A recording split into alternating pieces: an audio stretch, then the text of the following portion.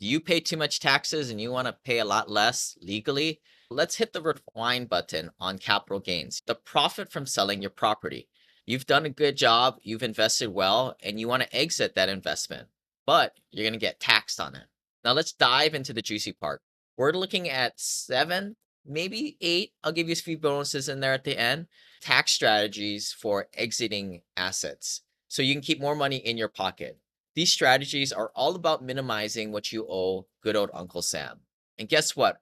Now, personally, I was a W 2 engineer and I paid a lot in taxes. And that is known as ordinary income. Obviously, we want you to get more on the side of passive income.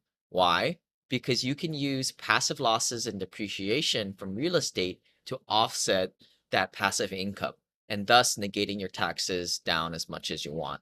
Now, when I started to invest in real estate, I saw my taxes come way, way down. And there was a point where I paid no taxes for a few years in a row. Now, some of these strategies comes with their own set of pros and cons, and I'll break this down for you folks as best as I can to help you fit it into your own situation. One example of that would be you drive your income down to zero, but you lose all your suspended passive losses.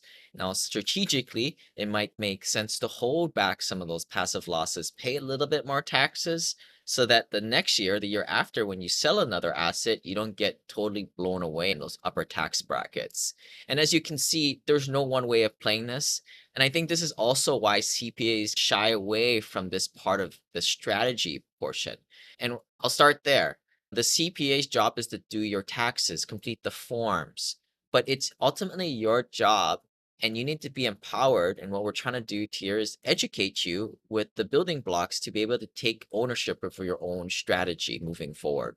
Nobody knows what investments you're going to be getting into. What are the tax implications of you selling? And it's such a multifaceted thing over your coming years that nobody's going to have a better idea or even care more than you. Some people say, I'm just going to get a good CPA and then they're going to make everything good for me.